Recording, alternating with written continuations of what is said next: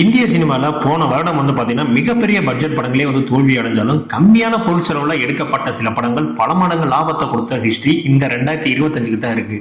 அப்படி நம்ம டாப் 10ல எடுக்கப்பட்ட இந்திய சினிமா லெவல்ல உள்ள படங்களுடைய லிஸ்ட்டை தான் நம்ம பார்க்க போறோம். இதுல முதல் இடத்துல இருக்கிற படம் என்னன்னு பாத்தீங்கன்னா சாவா. இந்த படம் பாத்தீங்கன்னா சத்ரபதி சிவாஜியோட மகனான சம்பாஜி பற்றிய கதையாத்தான் இந்த படம் உருவாச்சு. இந்த படம் பாத்தீங்கன்னா கிட்டத்தட்ட அதனுடைய மேக்கிங் செலவு பாத்தீங்கன்னா 120 கோடியில இந்த படம் உருவாக்குனாங்க. இந்த படம் பாத்தீங்கன்னா இந்திய அளவுல கிட்டத்தட்ட 700 கோடி ரூபாய் இந்த படம் கலெக்ஷன் பண்ணிச்சுங்க. 120 கோடியில எடுக்கப்பட்ட ஒரு படம் 700 கோடி அளவுக்கு வசூல் செஞ்சிருக்கு அப்படின்னா இந்த படம் எந்த மாதிரியான ஒரு ஹிட் அப்படின்றத நீங்களே பாத்துக்கோங்க. அடுத்த ரெண்டாவதா பாத்தீங்கன்னா 2022ல வெளியான காந்தாரா மிகப்பெரிய ஹிட் ஆச்சு. ஸோ அதனால அதனுடைய சீக்குவலா ப்ரீக்குவலா பாத்தீங்கன்னா 2025ல காந்தாரா 1 சாப்டர் 1 அப்படின்ற மாதிரியான ஒரு படத்தை ரிலீஸ் பண்ணாங்க. இந்த படம் பாத்தீங்கன்னா கிட்டத்தட்ட 230 கோடி ரூபாய் செலவுல இந்த படத்தை உருவாக்குனாங்க. ஆனா இந்த படம் பாத்தீங்கன்னா இந்திய அளவுல கிட்டத்தட்ட 620 கோடி ரூபாயும் வேர்ல்டு லெவல்ல 850 கோடி ரூபாயும் இந்த படம் வசூல் பண்ணுச்சு. 250 கோடியில எடுக்கப்பட்ட ஒரு படம் 850 கோடி வரைக்கும் வசூல் பண்ணுச்சு அப்படின்னா இந்த படம் எந்த மாதிரியான ஒரு ஹிட் அப்படின்றத பார்க்கணும். அடுத்த மூணாவதா என்ன படம் இருக்கு அப்படின்னு பாத்தீங்கன்னா சையாரா. இந்த படம் பாத்தீங்கன்னா ஒரு இசைக்கலைஞன் ஒரு கவிதை எழுதும் பெண், இவங்க 2 பேருக்கு இடையிலான ஒரு காதலை ரொம்ப அசத்தலாவே படமா பண்ணியிருந்தாங்க. இந்த படம் பாத்தீங்கன்னா வெறும் 50 கோடி ரூபாயில உருவாக்கப்பட்ட இந்த படம் இந்திய அளவுல இந்த படம் கிட்டத்தட்ட 350 கோடி ரூபாய் வரைக்கும் வசூல் பண்ணுச்சுங்க. உலக அளவுல பாத்தீங்கன்னா இந்த படம் 550 கோடி ரூபாய் வசூல் பண்ணியிருக்கு. வெறும் 50 கோடியில எடுத்த ஒரு படம் 550 கோடி ரூபாய் போன இயர்ல இந்த படம் கலெக்ட் பண்ணிருக்குங்க. அடுத்த நாலாவதா பாத்தீங்கன்னா ஒரு அனிமேஷன் படம். அனிமேஷன் படம்னாலே பொம்மை படம் மாதிரி தான் இருக்கும் அப்படின்ற ஒரு காலகட்டத்தெல்லாம் தாண்டி பக்த பிரகலாதனுடைய கதையை ரொம்ப பக்காவா ஸ்கிரீன் பிளே பண்ணி அருமையான அனிமேஷன் இந்த படத்தை எடுத்திருந்தாங்க இயக்குனர் அஸ்வின் குமார். இந்த படம் பாத்தீங்கன்னா கிட்டத்தட்ட 40 கோடி ரூபாய் தான் இந்த படத்தினுடைய பட்ஜெட் இருந்துச்சு. ஆனா இந்தியாவில் மட்டும் இந்த படத்துடைய வசூல் 300 கோடி ரூபாயும் உலக அளவுல கிட்டத்தட்ட 330 கோடி ரூபாயும் இந்த படம் வசூலிச்சுங்க.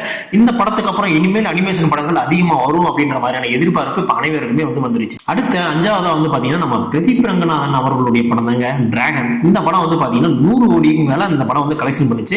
அது மட்டும் இல்லைங்க, இந்த இயர்ல 2 தடவை 100 crore கொடுத்த ஒரு ஹீரோ யாருன்னு பாத்தீங்கன்னா நம்ம பிரதீப் மட்டும்தாங்க. ஏன்னா டிராகன் டியூட்னு சொல்லிட்டு 2 படமே 100 crore கொடுத்திருக்காரு. இந்த டிராகன் படம் பாத்தீங்கன்னா வெறும் 40 கோடி ரூபாய் தாங்க அந்த படத்தை எடுத்தாங்க. ஆனா இந்த படம் பாத்தீங்கன்னா இந்திய அளவுல 105 கோடி ரூபாய் வரைக்கும் இந்த படம் வசூல் பண்ணுச்சு. உலக அளவுல கிட்டத்தட்ட 155 கோடி ரூபாய் வரைக்கும் இந்த படம் வசூல் பண்ணிருக்குங்க.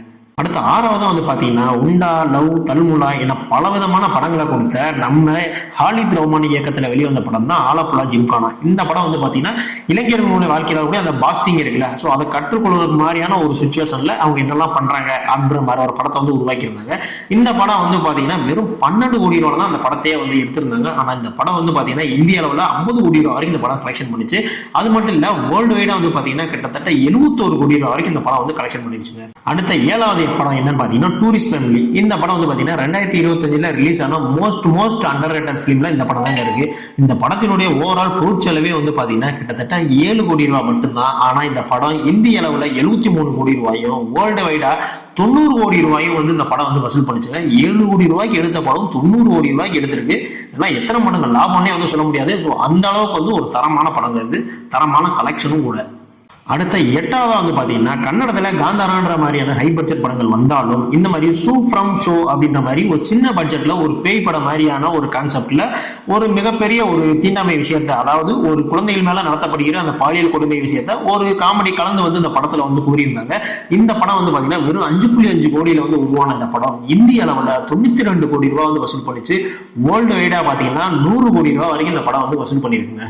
அடுத்த 9வதா பாத்தீங்கன்னா லிட்டில் ஹார்ட்ஸ். இந்த படத்துல பாத்தீங்கன்னா யூடியூப் செலிபிரிட்டி மௌலி தான் ஹீரோவா நடிச்சிருப்பாங்க. படம் முழுக்கவே பாத்தீங்கன்னா ஜாலியான விஷயங்களை வச்சே இந்த படத்தை ஸ்கிரீன் பிளே பண்ணி மூவ் பண்ணிருப்பாங்க. இந்த படத்தினுடைய மொத்த பட்ஜெட்டே பாத்தீங்கன்னா வெறும் 2 கோடி தான். ஆனா இந்த படம் உலக அளவுல பாத்தீங்கன்னா 40 கோடி ரூபாயும் இந்திய அளவுல மட்டும் 30 கோடி ரூபாய் இந்த படம் கலெக்ஷன் பண்ணிச்சுங்க.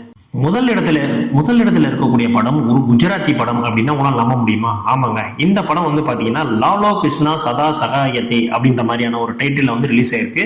ஒரு சாதாரண ஆட்டோ ரிக்ஷா ஓட்டக்கூடிய ஒரு டிரைவர் ஒரு பண்ணை வீட்டுல போய் மாட்டிக்கிறாங்க. அங்க அவருக்கு நடக்கக்கூடிய சம்பவங்களை ஒரு தெய்வீக கலந்த விஷயமா மாத்தி கூறியிருக்காங்க. ஸோ அதுதான் இந்த படத்தினுடைய ஸ்டோரி. இந்த படம் பாத்தீங்கன்னா வெறும் 50 லட்சத்துக்கு தாங்க அந்த படத்தை எடுத்திருக்காங்க. ஆனா இந்த படம் இந்தியாவிலே பாத்தீங்கன்னா 94 கோடி ரூபாய் வரைக்கும் இந்த படம் வசூல் பண்ணிருங்க. உலக அளவுல கிட்டத்தட்ட 118 கோடி ரூபாய் வரைக்கும் இந்த படம் கலெக்ஷன் பண்ணிருக்குங்க. அடுத்த ஃபைனலாக ஒரு படம் சொல்லிட்டு போகிறேன். டாப் 10 சொல்லிட்டேடா அப்படின்னாலும் இருந்தாலும் இந்த படம் சொல்லியே ஆகணுங்க. அதாவது டோமி கருண் இயக்கத்தில் கல்யாணி பிரியதர்ஷன் நடித்து வெளியான படம் தாங்க லோகா. இந்த படம் வந்து மலையாளத்தில் தான் அந்த படம் வந்து ரிலீஸ் ஆச்சு. அதாவது நம்ம தமிழ் டப்பிங் பண்ணாங்க, பட் மலையாளத்தில் தான் அந்த படத்துடைய ஒரிஜினல் வெர்ஷன்.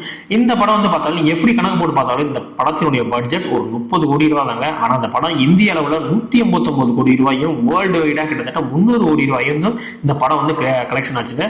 போன இயர்ல ரிலீஸ் ஆன படங்கள்லயே வந்து பாத்தீங்கன்னா கம்மியான பட்ஜெட்ல அதிக லாபம் கொடுத்ததுல அந்த குஜராத்தி படத்துக்கு அப்புறம் கண்டிப்பா அந்த படம் தாங்க இருக்கும். ஸோ இந்த படத்தினுடைய சீக்வலும் வந்து அடுத்தடுத்த இயர்ல வந்து வரப்போகுது. ஸோ அதுவுமே வந்து பிரம்மாண்டமான கலெக்ஷன்ல கொண்டு வர போகுது அப்படின்றது தாங்க உண்மை. இப்ப நான் சொன்ன இந்த 11 படங்கள்ல உங்களுக்கு ரொம்ப பிடிச்ச படம் எது அப்படின்றத கண்டிப்பான முறையில வந்து நம்ம கமெண்ட் செக்ஷன்ல வந்து கமெண்ட் பண்ணுங்க. ஸோ நம்ம சேனலை சப்ஸ்கிரைப் பண்ணாங்க கண்டிப்பா நம்மள சப்ஸ்கிரைப் பண்ணுங்க. நம்ம சேனல் பெரிய சேனலா இல்ல, சின்ன சேனலா தான். ஸோ நீங்க சப்ஸ்கிரைப் பண்ணாதான் நம்மளுடைய சேனல் வந்து மென்மேலும் வளரும். ஸோ இதே மாதிரியான அடுத்த ஒரு வீடியோல வந்து உங்களை சந்திக்கிறேன். பாய்.